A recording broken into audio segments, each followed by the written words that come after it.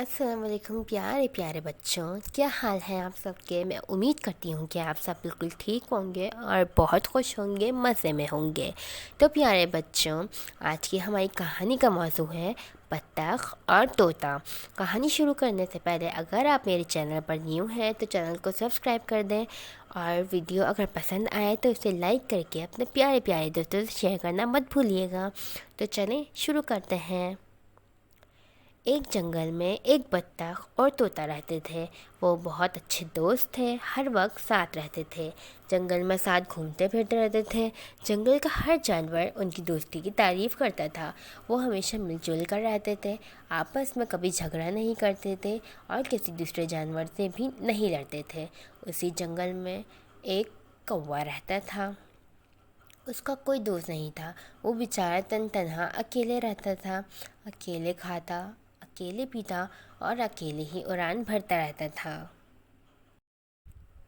ایک دن وہ ایک ندی کے اوپر سے گزر رہا تھا کہ اس نے دیکھا کہ بطخ بہت اداس ہے۔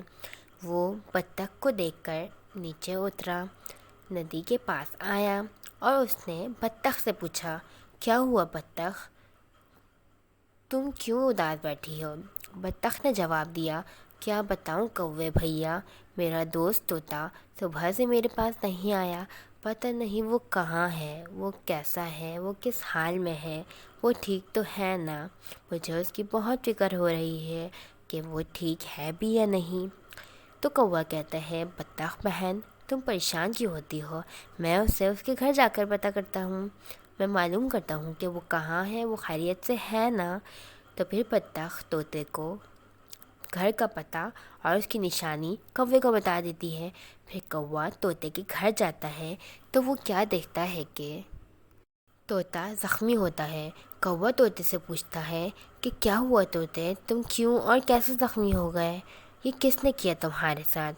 تو طوطے نے بتایا کہ میں اپنا دانہ ڈھونڈنے جنگل کے قریب جا رہا تھا کہ ایک چیل نے مجھ پر دانہ چھیننے کے لیے حملہ کر دیا، اس لیے میں بطخ کے پاس بھی نہ جا سکا۔ یہ سن کر کوے نے کہا کہ تم فکر نہ کرو، تم ٹھیک ہو جاؤ گے، اور میں بطخ کو بتا دوں گا کہ وہ پریشان نہ ہو، تم خیریت سے ہو۔ کوے نے ساری بات جا کر بطخ کو بتائی۔ اس دن سے کوا طوطے کے ساتھ رہتا، اس کا خیال رکھتا، اس کی خیریت کی خبر بطخ کو دیتا رہتا، اور پھر وہ کوا بھی ان دونوں کا دوست بن گیا اور وہ خوشی خوشی رہنے لگے۔